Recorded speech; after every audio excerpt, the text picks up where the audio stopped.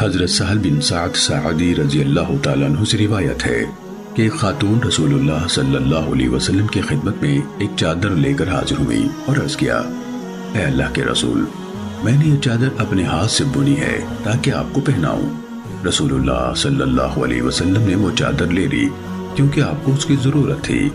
آپ گھر سے تشریف لائے تو وہ چادر تہبند کے طور پر پہن رکھی تھی۔ فلاں آدمی آیا۔ حضرت سہل رضی اللہ تعالیٰ عنہ نے اس دن اس شخص کا نام بھی لیا تھا، بعد میں راوی کو یاد نہیں رہا۔ اس آدمی نے کہا، اے اللہ کے رسول، یہ چادر کتنی اچھی ہے، مجھے عنایت فرما دیجئے۔ آپ صلی اللہ علیہ وسلم نے فرمایا، اچھا۔ جب آپ گھر تشریف لے گئے تو وہ چادر تہہ کر کے اس صحابی کے ہاں بھیج دی۔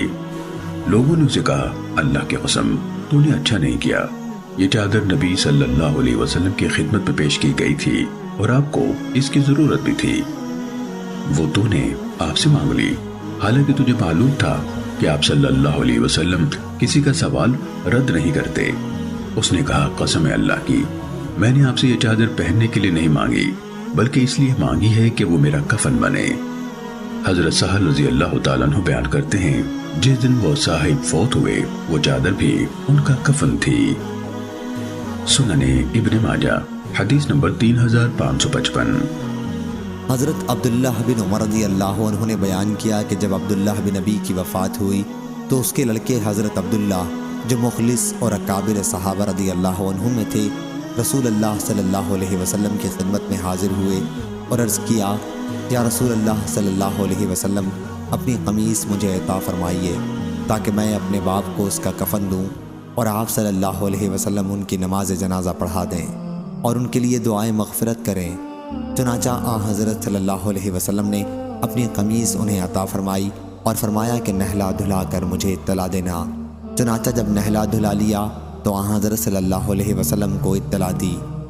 حضرت صلی اللہ علیہ وسلم تشریف لائے تاکہ اس کی نماز پڑھائیں، لیکن حضرت عمر رضی اللہ عنہ نے آپ کو پکڑ لیا اور عرض کیا، یا رسول اللہ صلی اللہ علیہ وسلم، کیا اللہ تعالیٰ نے آپ کو منافقین پر نماز جنازہ پڑھنے سے منع نہیں فرمایا ہے، اور فرمایا ہے کہ ان کے لیے مغفرت کی دعا کرو یا مغفرت کی دعا نہ کرو؟ اگر تم 70 مرتبہ بھی ان کے لیے مغفرت کی دعا کرو گے تب بھی اللہ انہیں ہرگز نہیں بخشے گا۔ پھر یہ آیت نازل ہوئی، اور ان میں سے کسی پر بھی جو مر گیا ہو ہرگز نماز نہ پڑھیے۔ اس کے بعد حضرت صلی اللہ علیہ وسلم نے ان کی نماز جنازہ پڑھنی بھی چھوڑ دی۔ صحیح بخاری حدیث نمبر 5796۔